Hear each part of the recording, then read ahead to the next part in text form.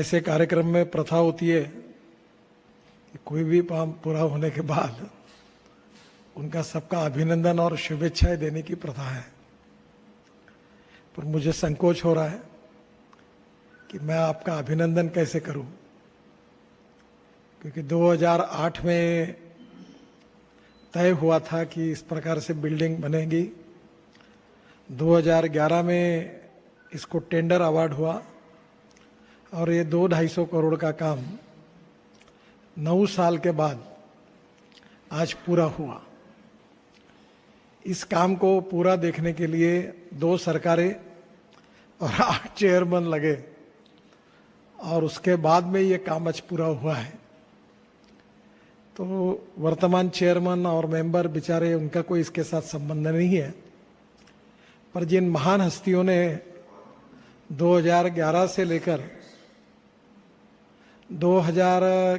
लेकर 2020 तक इस पे काम किया है, उनके संभव हुआ तो चेयरमैन साहब उन सब सीजीएम और जीएम इनके फोटो एक बार इस ऑफिस में जरूर लगा देना कि जिन्होंने 9 साल इस काम को केवल निर्णय न करने के कारण देरी की, और इसके लिए उन्होंने जो 9 साल की देरी की, कम से कम उनका इतिहास भी सामने आए। आप और हम गौरव से कहते हैं कि दिल्ली मुंबई हाईवे अब हम 2 साल में पूरा करेंगे, 80,000 1 लाख करोड़ का। तो 1 लाख करोड़ के काम के लिए हमने 3 साल 3.5 साल अगर लगेंगे, और ये 200 करोड़ के काम के लिए हमने 10 साल लगाए, तो ये कहीं ना कहीं अभिनंदन करने वाली बात तो नहीं है। मैं आपके लिए तो कुछ कहूँगा नहीं, पर मुझे इस बात की शर्म आती है, इतना आपके सामने जरूर कहूँगा। आपको संभव हुआ तो ये बात कही जाएगी, क्योंकि मैंने इसके लिए 2-3-4 मीटिंगें ली थी। ये जब काम फंसा हुआ था तो मुझे भी काफ़ी जानकारी है, और अभी सरकारी पद्धति के अनुसार कॉन्ट्रैक्टर पर ब्लेम डालकर वो एनसीएलटी में गया, और एनसीएलटी में जाने के कारण ये हुआ। धीरे ऐसे करके एक रिकॉर्ड तैयार किया जाएगा।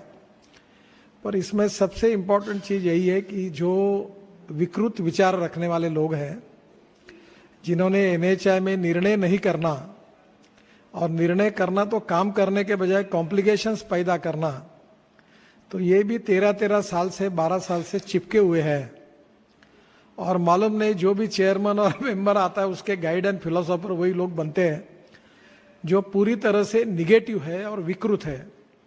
उनकी ऑनेस्टी और इंटीग्रिटी के बारे में डाउट नहीं है, पर उनकी विचारधारा टोटली विषकन्या जैसी है। और ऐसे विकृत लोगों को आज भी गाइड एंड फिलोसोफर के रूप में ऊपर से लेकर नीचे तक सभी लोग क्यों यूज करते हैं, इसका मेरे मन में बड़ा आश्चर्य लगता है। और ये सीजीएम और जीएम के आपकी जो परंपरा है वो कितनी निकम्मी है, कितनी नालायक है, इसका उदाहरण ये बिल्डिंग के डीले में हुआ है। तो मैं आपसे अनुरोध करूंगा कि कम से कम अब आज बिल्डिंग पूरी हुई है, तो ये 11 साल में जिन्होंने हैंडल किया, उसने कितने कितने साल डिसीजंस नहीं लिए, कैसे रोक के रखा, इसका एक रिसर्च पेपर जरूर तैयार करिए। मैंने बहुत बार आपको कहा था कि एनएचआई को रिफॉर्म करना चाहिए। आपकी जो रिक्रूटमेंट है, जो अधिकारी आप लेते हैं, वही बेसिक रॉ मटेरियल सबसे खराब है। आपको जो फ्रेश आईआईटी के अच्छे अच्छे इंजीनियर्स आते हैं उनको हम रख नहीं पाते, वो चले जाते हैं और प्राइवेट सेक्टर में बड़े बड़े पोस्ट पर चला जाता है। और जो स्टेट गवर्नमेंट में काम करने के लायक नहीं होते, ऐसे लोगों की बड़ी मालिका एनएचआई में भर भर के हमने उनको प्रमोट करके सीजीएम और जनरल मैनेजर बनाते हैं। और मैं मिनिस्टर की पावर को भी जानता हूं। मेरा दुर्भाग्य ये है कि मेरा स्वभाव बहुत सहृदयी, संवेदनशील और लोगों का बुरा करने का नहीं है, और इसलिए जब भी मौका आता है तो मैं फिर से उसको भूल जाता हूं या मैं टाल देता हूं। पर अब मुझे लगता है कि अब इनकी धुलाई करने में कोई दूसरा पर्याय नहीं है।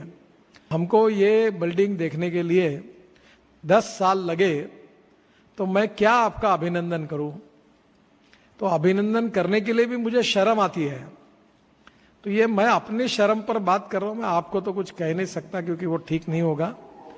और अभी भी एनएचआई की इस सब डिलेज का जब तक अध्ययन नहीं होगा और अध्ययन होने के बाद जब तक इस बात का पता नहीं चलेगा कि इसमें क्या प्रॉब्लम्स है, क्या बॉटलनेक्स है, क्यों ये नहीं हुआ, इसके ऊपर अगर आप जब तक निर्णय नहीं करोगे और वही लोग बैठ के वही करेंगे, तो मुझे लगता है कि ये देश के लिए अच्छा नहीं है।